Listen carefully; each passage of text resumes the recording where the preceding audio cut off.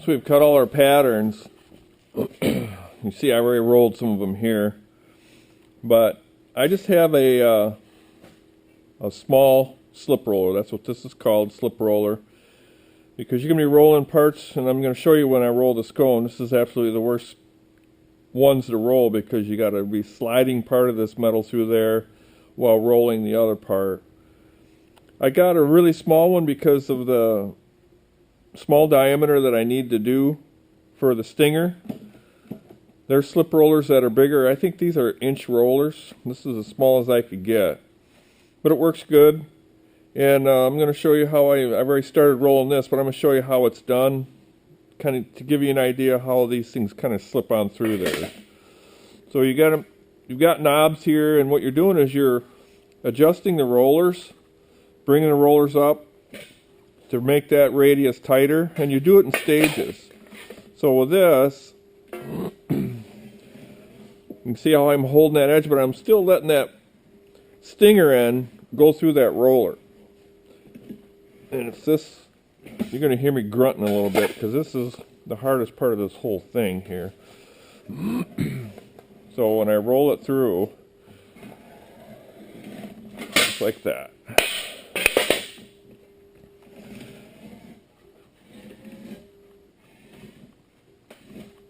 You notice I'm wearing gloves, and they just get wore out because these things, they're sharp. So once I roll it through, I painted these knobs here so I can tell how many times I'm turning these knobs. So I'm going to turn them half a turn, and then we'll roll it a little bit tighter. And this is just a slow process. You have no idea. And the reason I'm going left to right is because if you don't, the radius doesn't roll equally.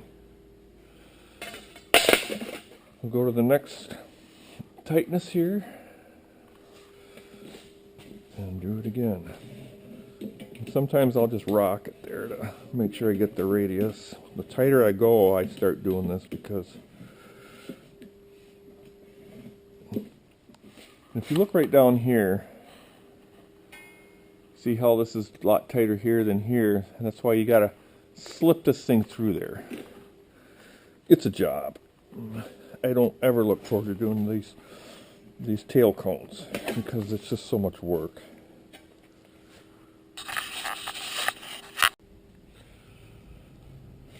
Once again, we're rolling cones. I should have rolled it the other way because it looks on the bad side. Well, let's just try it here. I really don't want that rust on the outside, so I'm going to roll it the other way. These straight cones are a lot easier to roll than those baffle cones. The shallower the angle on the cone, the easier it is to roll. And see, I'm doing multiple cones at once. That way I only have to adjust it one time. You see how I'm holding that and sliding that as best I can. It's hard.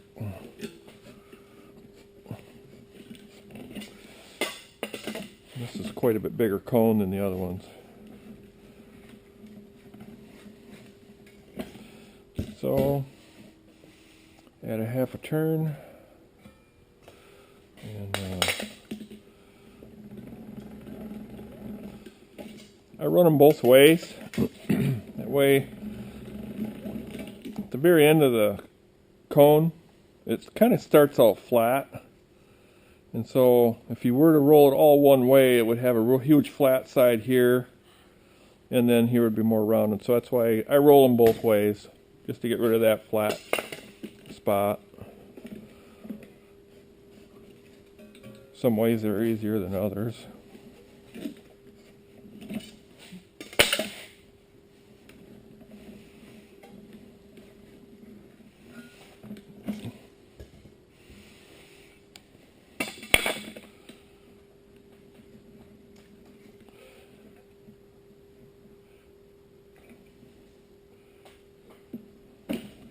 thing that I've learned is that when you're rolling this cone, you want that cone to end up going through that roller parallel here.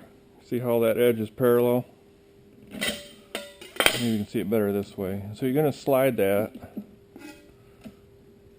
so that when it finishes out through there, it's parallel. Add another half a turn.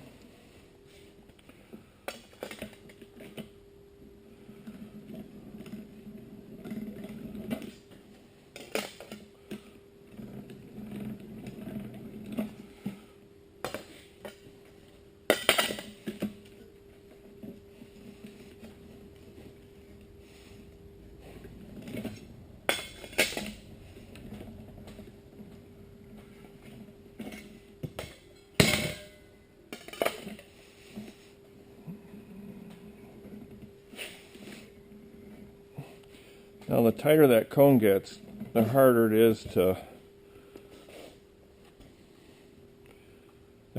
get that angle right.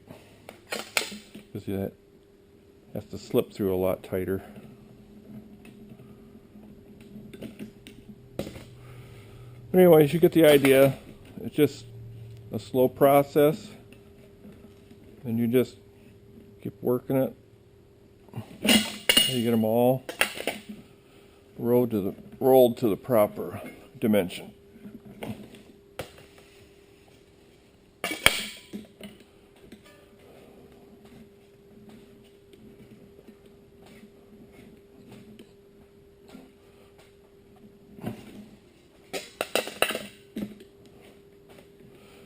And I will give you a little secret here.